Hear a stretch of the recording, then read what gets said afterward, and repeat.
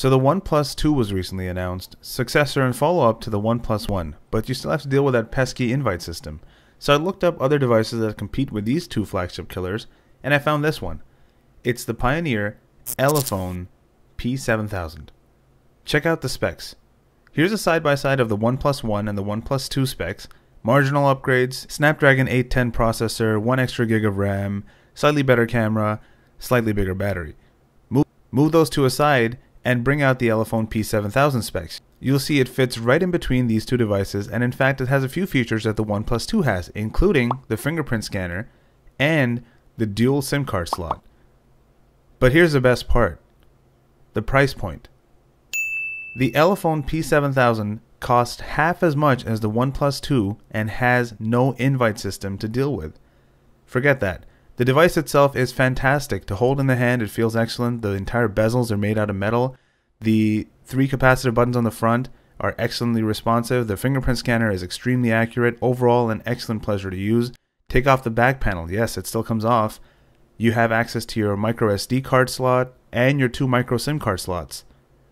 In addition to that, the device itself runs like a charm.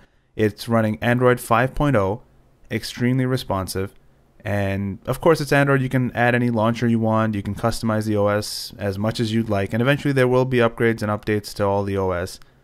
Performance is fantastic. Here's Need for Speed. Screen looks perfect. The colors are vibrant as they should be. It's a 1080p screen, as I mentioned earlier.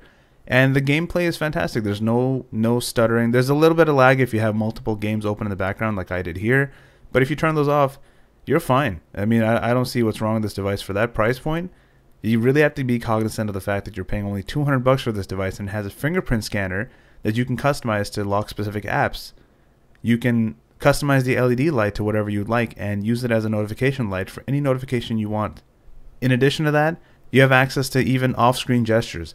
So while the device is off, you can do a gesture and launch your camera, launch some music. Of the 3 capacitive buttons on the bottom, the middle one is your home button or your LED notification light. The 2 on the left and the right are there, but you can't see them. Multitasking on this device is fantastic. You can close everything and it runs even faster, of course. For comparison, here's the Nexus 5 running stock Android OS. I will mention that it is a little bit more fluid than the p7000, but that's kind of the trade-off, I say. If you're paying $200 and you're getting this fantastic case that also comes with the device, you're getting a glass screen protector, you're getting a regular screen protector, there are going to be some shortcomings. One of those is definitely the camera. I'd say that if you're sticking to social media like Facebook, Instagram, or Snapchat, you'll be fine. The camera's nothing spectacular. Here's some sample shots. You'll see what I mean. The colors are oversaturated. There's not a lot of detail. A lot of the whites are blown out. A lot of the blacks are blown in. That doesn't...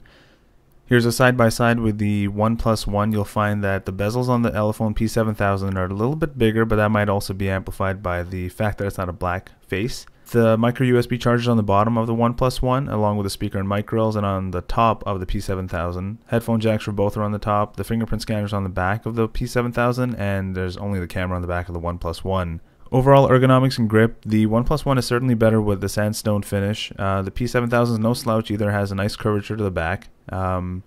Now, what would a comparison be without some benchmarks? And for all you duty heads out there, here's a Antutu benchmark running on the p7000. You'll find that it comes out on top of the Oneplus One, even if it's only by a bit, which further supports my claims that it fits right between the Oneplus One and the Oneplus 2.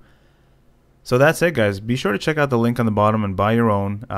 That's all I got for this video, and I'll see you guys in the next one.